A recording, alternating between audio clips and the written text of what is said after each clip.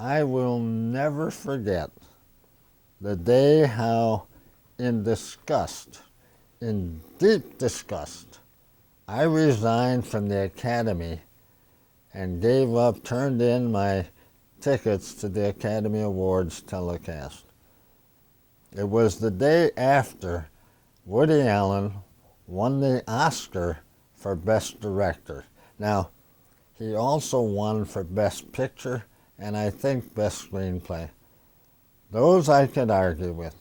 But to win the Best Director over George Lucas's Star Wars was not just a wrong or a slight wrong or even a major wrong. It was a travesty. A travesty. Woody Allen's Best Direction was absurd. If you call it the best made picture, there's no contest. It's light years from being in the league of George Lucas's genius Star Wars picture, which forever changed the way pictures were made. Woody Allen's Best Director. As a director, I feel I can direct with basically anybody. Yes, not the greatest of great, but I can direct with anybody. Not only I, but any graduate film school student could have directed once you're given Woody Allen's script, which is his own genius, his incredibly master stroke of comedy that, frankly, I don't like. My wife, Dolores Taylor, my beautiful wife, co-star and co-creator and producer of Billy Jack, she and her friend Lori love Woody Allen. I don't like I can't stand him filling the screen with his whining neurosis. But anyway, that's a matter of choice. But Best Director, that is a different story.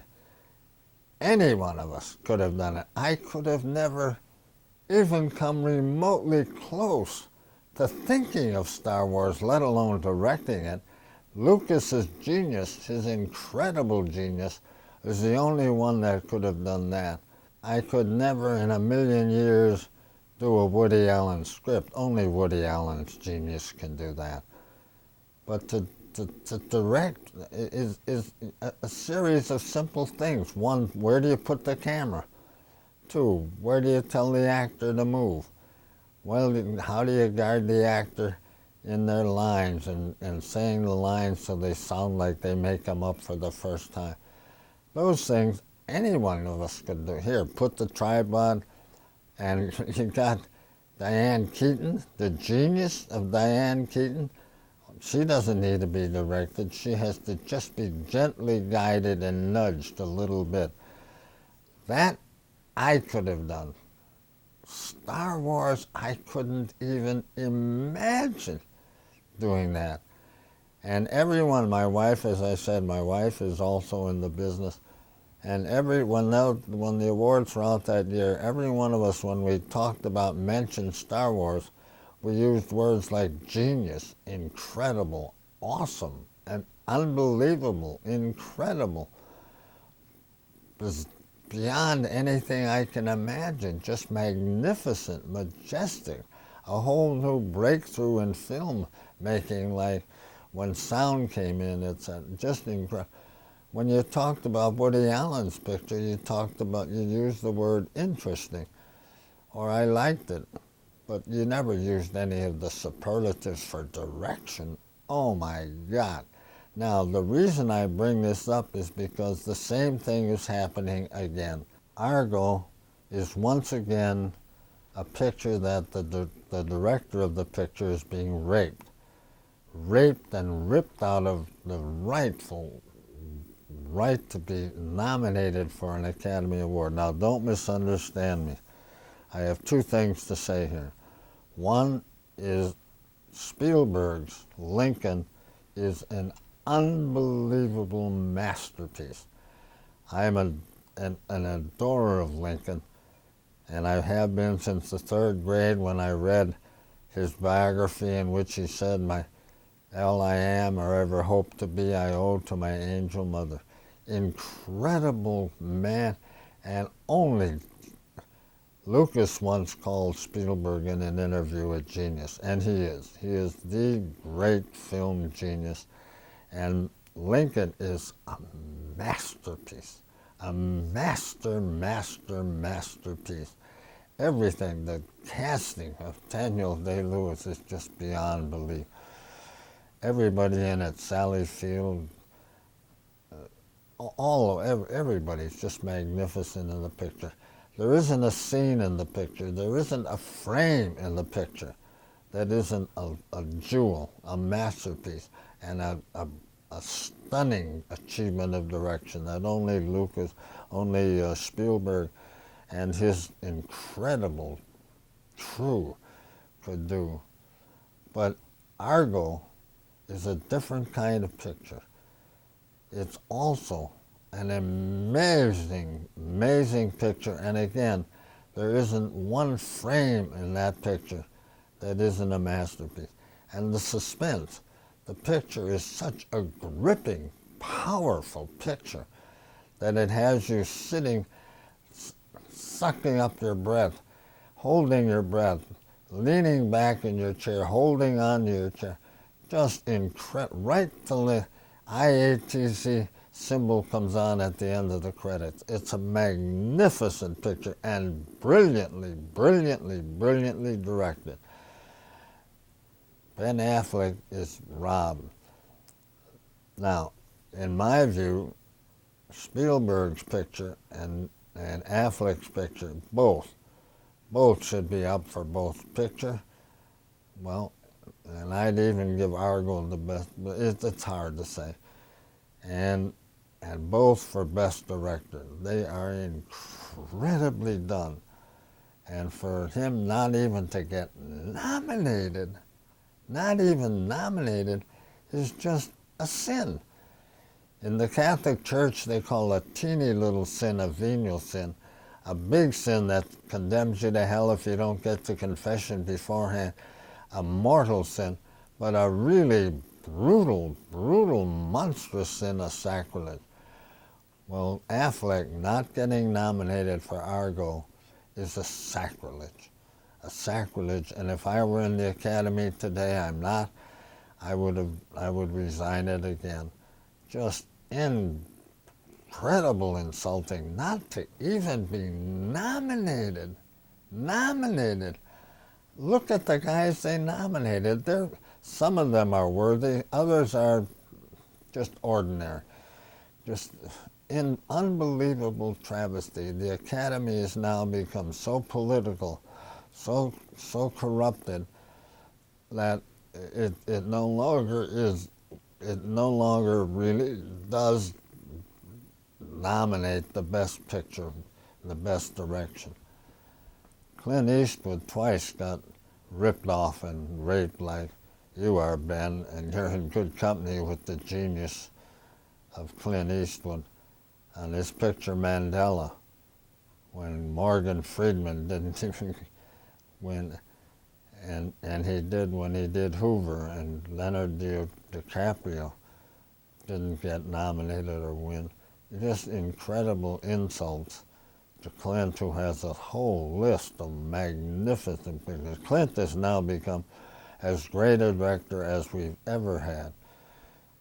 I was privileged years ago to be roomed with Clint on a picture of the great genius Wild Bill Wellman on Lafayette Escadrille, and I saw Clint just suck up every piece of information Wellman had on how he's edited, how he's shot. Clint was just saturating himself with Wellman's genius, which is showed in him because he's done the most remarkable range of pictures, a great genius.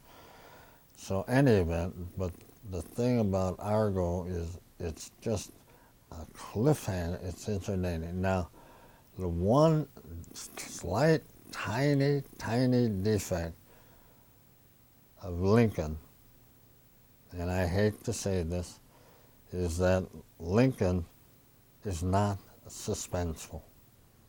It isn't as entertaining as Argo is. Argo just rivets you, drills you to your seat, has you gripping on your armchairs, as I said, till the IATC credit comes up at the end of the movie.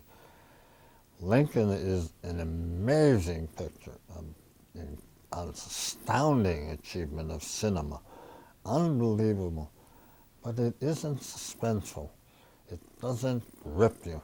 With Argo, Affleck shows himself to be, like Spielberg and Lucas, another Hall of Famer.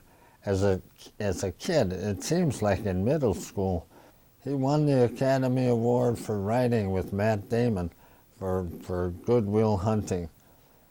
Amazingly. And then he went off and became a wonderful actor, a superstar. And then he did a first picture, and now this picture, he shows he's a brilliant director. He's a Hall of Famer on the way, along with Clint Eastwood and as a director, Rob Reiner, my friend, an incredible talent, multiple stuff.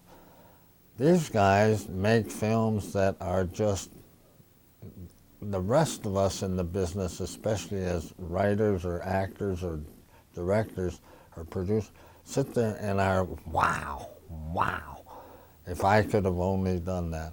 Well, that's what Affleck has done with Argo. An amazing, astonishing, gripping picture from beginning to end, and the direction. There isn't a frame in it that I would change. He and Spielberg, who's genius on Lincoln, I could never do what he did on Lincoln. I could do what Argo did, but I couldn't do what Lincoln did. Only he and that incredible crew he's got could put together such a masterpiece. I, as an actor, think I could always, you have a conceit. You think you could act with anybody. I could act with my dear friend Marlon Brando and act out of my psyche. In fact, my wife Dolores Brando is the one who publicly said the way she acts so spontaneously out of her psyche after the rape scene is a standard we all have to measure ourselves by. I could act with them, but I couldn't act with Daniel Day-Lewis in The Left Foot. I couldn't come close to that. And when he did Lincoln again, as Spielberg said, he did Lincoln, he was Lincoln. Well, he's just an amazing actor. I couldn't have ever done that either. He clearly deserves it for the award. It goes down with those unbelievable biographies, which Kingsley did in Gandhi, or Denzel Washington did, or as Marlon Brando did in the fictional, but historically accurately on the waterfront. Those performances are so amazing. I couldn't do those. So, any event, I just want to pay tribute to Ben Affleck and tell him, you deserve. It wasn't even a question of deserving. It is a sacrilege that he wasn't even nominated for Best Director. How come then he goes off and wins all these other film groups awards as Best Director, and he doesn't even get nominated for the Academy? It tells you how corrupt and bad, how not really worthy the Academy Award is of many of the awards they give out. Just terrible. So any event, I just want to put my voice to the fact that Ben Affleck, you deserve not only to be nominated, you deserve to win. You and Spielberg deserve to tie for Best Director. And Best Picture, it's a different thing.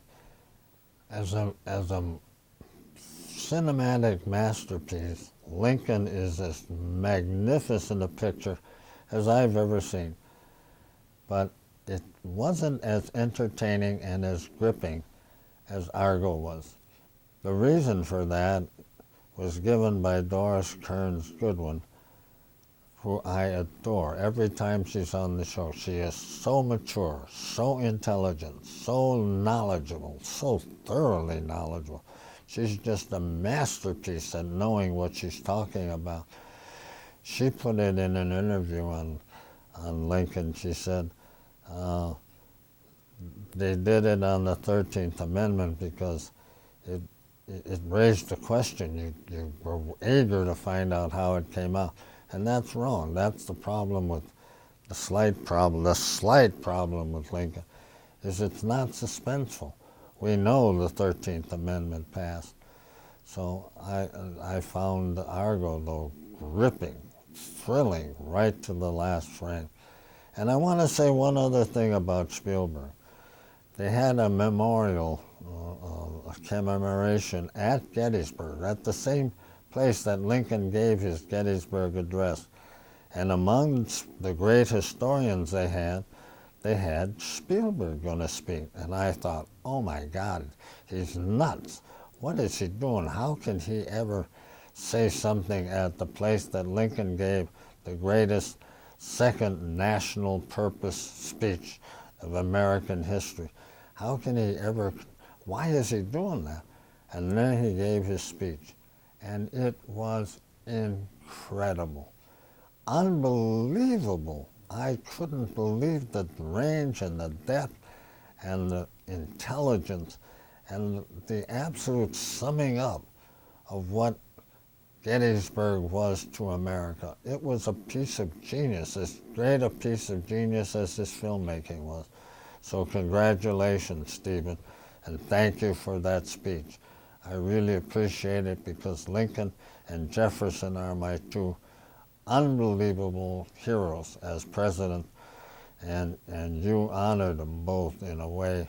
I'm sorry, you didn't honor both. You honored Lincoln in a way that both by your film, your masterpiece of a film, and your masterpiece of a speech. I couldn't have ever given that speech, and I thought I knew a lot about Lincoln.